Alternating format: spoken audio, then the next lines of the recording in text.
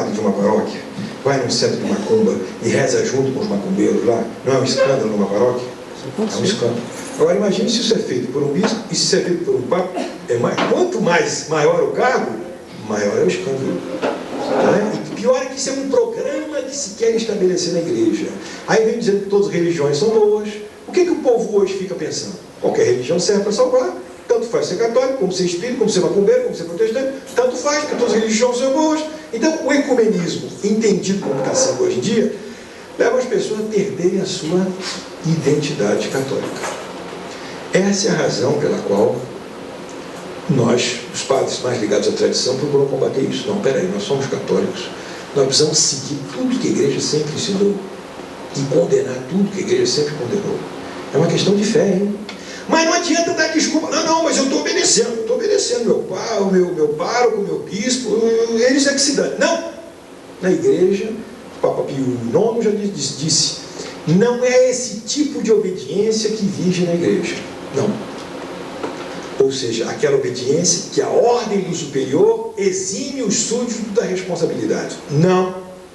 Isso condenado pelo Papa Pio IX.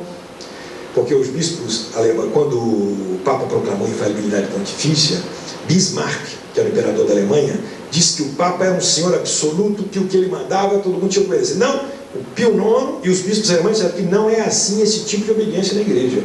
Cada um tem a sua responsabilidade diante de Deus. Quer ver um exemplo disso? No Antigo Testamento, nós temos o exemplo de Arão. Nós tínhamos Moisés. Deus chamou Moisés para receber as tábuas da lei no alto monte Sinai, não é? Enquanto Moisés foi para receber as tábuas da lei, Deus nomeou quem para substituir Moisés? Arão. Arão era o irmão de Moisés, era o sumo sacerdote que ficou governando o povo, enquanto Moisés estava lá para receber as tábuas da lei. Então, Arão, representante de Deus, nomeado por Deus, fez o quê?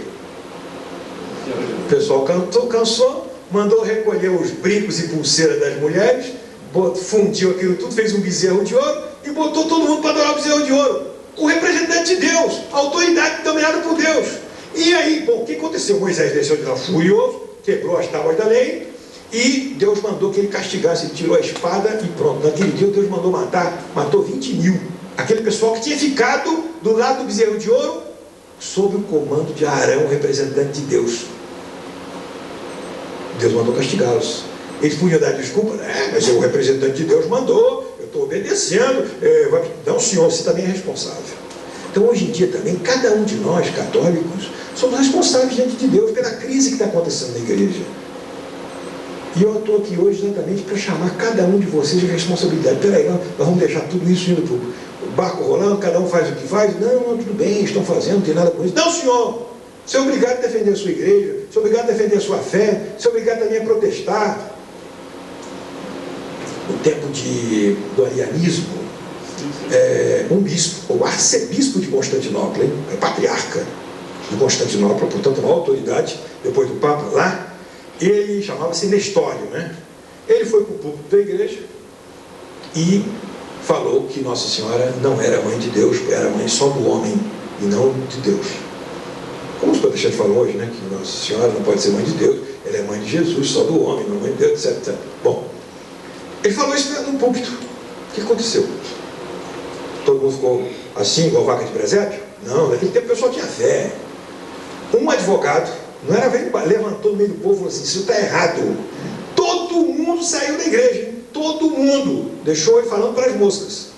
Todo mundo saiu na mesma hora da igreja. Diz Dom Guéranger que essa atitude salvou a fé de Constantinopla.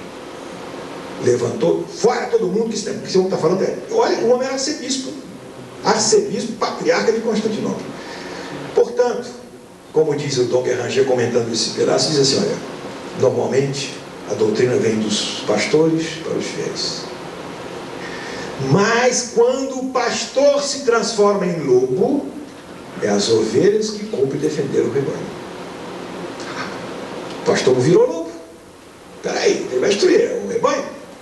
Então ele diz assim, é claro que a gente recebe a doutrina de quem está ensinando, mas existem certos pontos da doutrina que são fáceis, qualquer um sabe.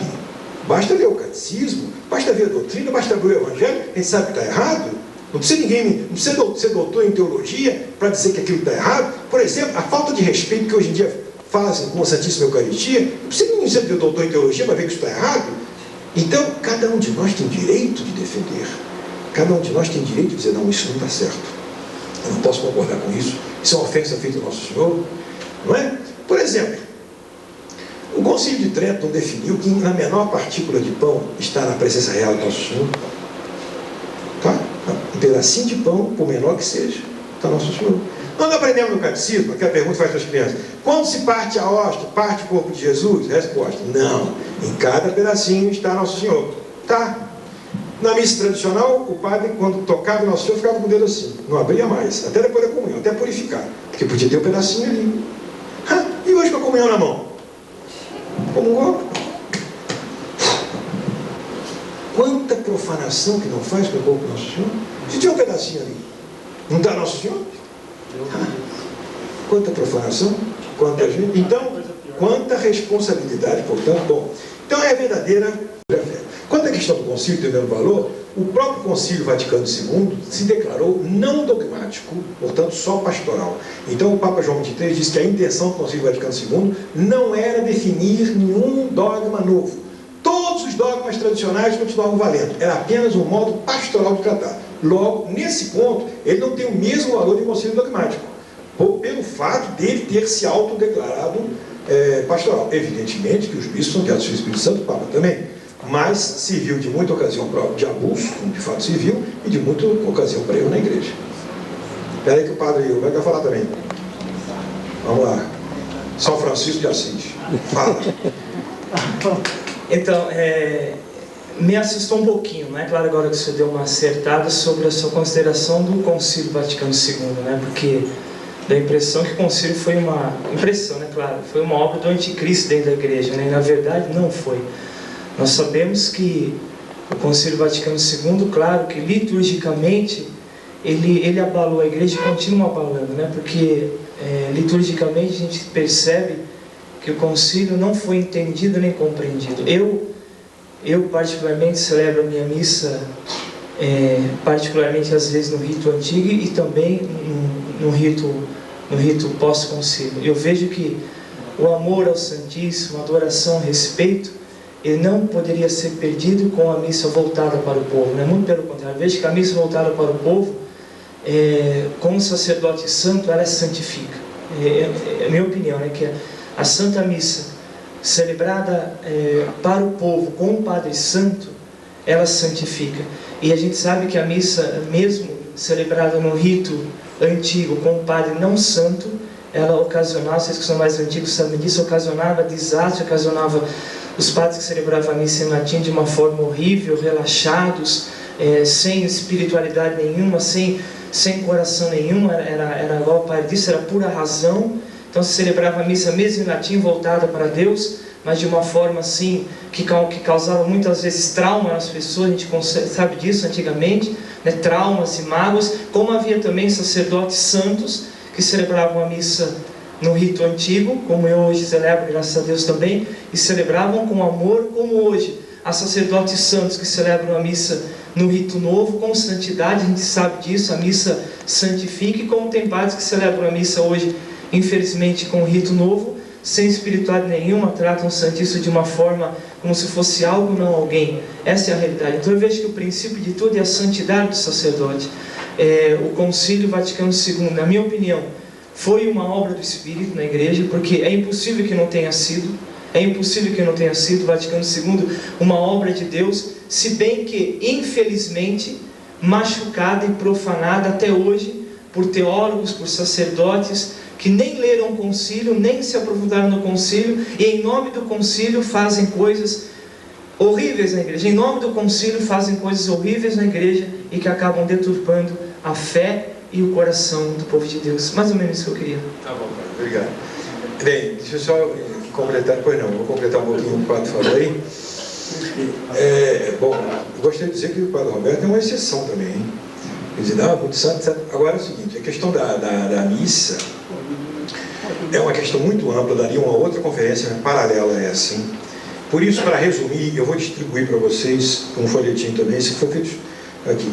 Por que a missa tradicional latina? Depois vocês leem em casa direitinho. São 62 razões por que conservar a missa tradicional.